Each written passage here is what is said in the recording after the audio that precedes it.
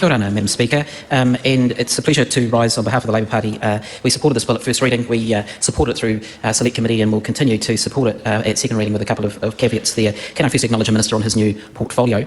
Members of the side of the House agree that road safety is a priority and is important, and anything that will prevent fatalities, injuries on our roading network is a good thing to do. And that's why Labor did introduce a regime when it was in government. I want to acknowledge the Select Committee.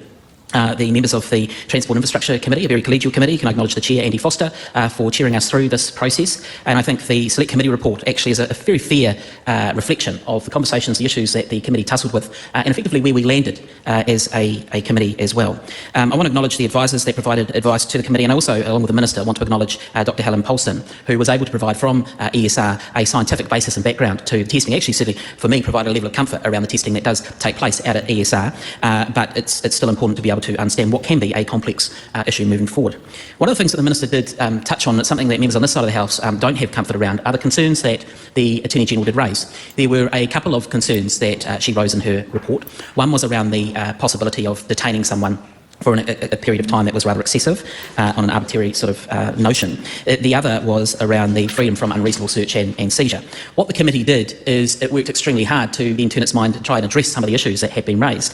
I have to say I'm very disappointed to hear from the Minister that one of the issues that was in the Select Committee, which was really encouraging the government to turn its mind to a possible maximum time by which a driver would be detained on the roadside, is something that the government is not prepared to pursue. And I say that, Madam Speaker, because the Select Committee, I thought, worked extremely in a collegial way to get to a point where it signalled to the government that this is something that members on that committee, including national members on that committee, were very comfortable to have. Now, we weren't able to land on a particular time period because two reasons. One, the advisors were not in a position to be able to provide a specific time frame to us. And secondly, the amount of time that the committee had, because this was on a truncated sort of time frame in front of the committee, meant that we weren't able to delve into this issue perhaps as deeply as we would have liked to. So those were the constraints that led to the committee being very clear in its Select Committee report back to this House that there really is an expectation that the government, in seeking to address the concerns that the Attorney-General has made around this bill, will turn its mind to implementing a maximum time frame. Now, we heard from the advisors that one of the reasons for not having a maximum time frame was because an alcohol breath screening test doesn't have that.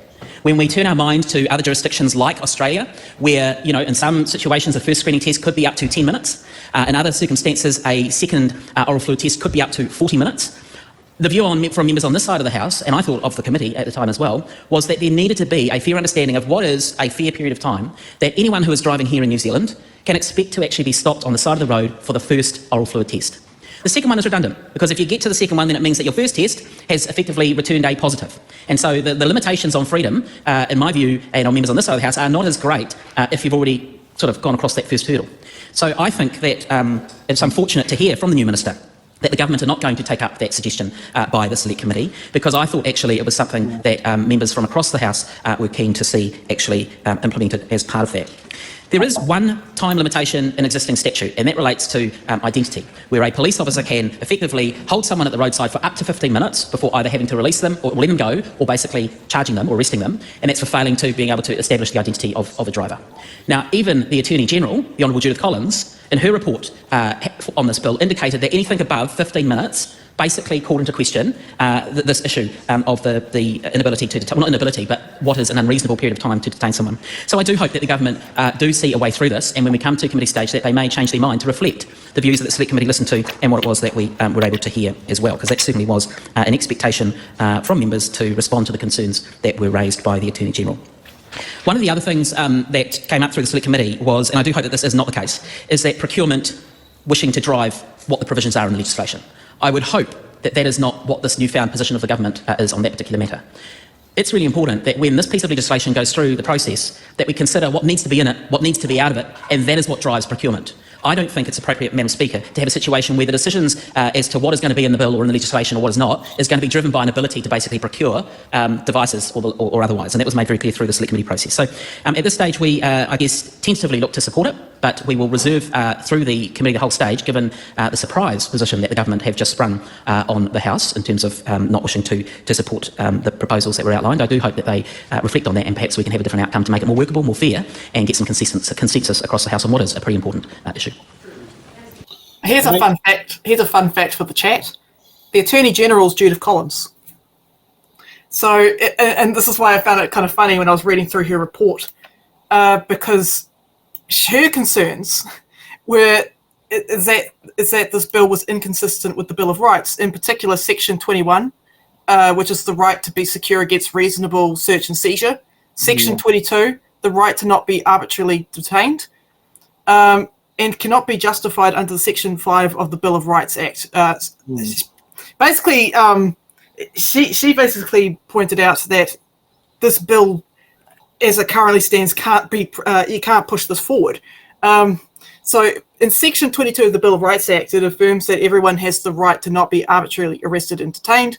What that means is that an arbitrary arrest is the arrest or detention of an individual in a case in which there is no likelihood or evidence that they've committed a crime against legal statute, or in which there's been no proper due process of law and order.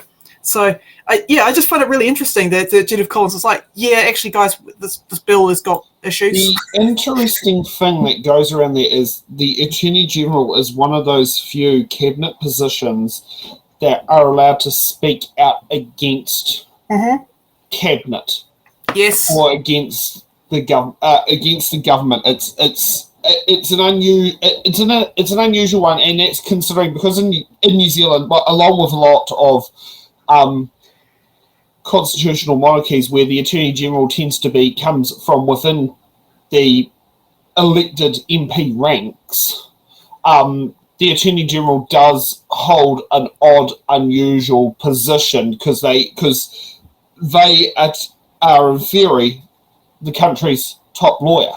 Yep. Yeah, I mean the Solicitor General also is probably, say, the other top lawyer of the country. Mm-hmm. But effectively, the political one is the Attorney General is the political top lawyer. And their job as Attorney General is to make sure that it does not breach things such as the Bill of Rights. Yep. Or other constitutional matters, which in our case, because we have an unwritten constitution, it's not quite as clear-cut. Because we have a hodgepodge of legal legislation and treaty that's in the mix, not a founding document as such. Yep. So that is where the Attorney General does end up in a very weird grey area. But there are also that one in there. I mean, it was something else was said on there. There was a particular local bill that got abandoned, which was in Rotorua, was to it took a quirk out of first past the post. And it basically ended up, and Wholesome Pledge went right after it using the one person, one vote rule.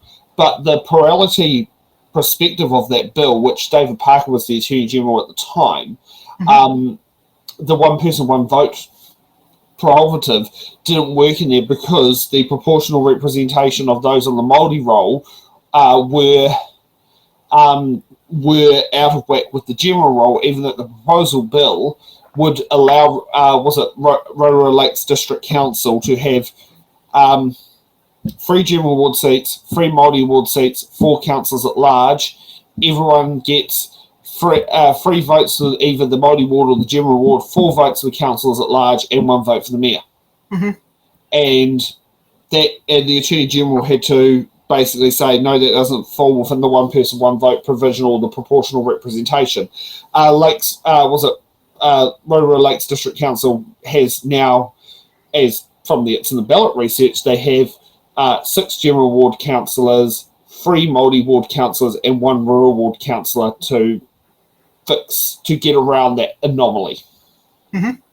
Which in turn meant which means if you're on the general ward, you get 6 ticks to vote, whereas if you're on the Māori roll or on the rural ward, you only get 3 or 1 in their retrospective areas. Yep. Yeah.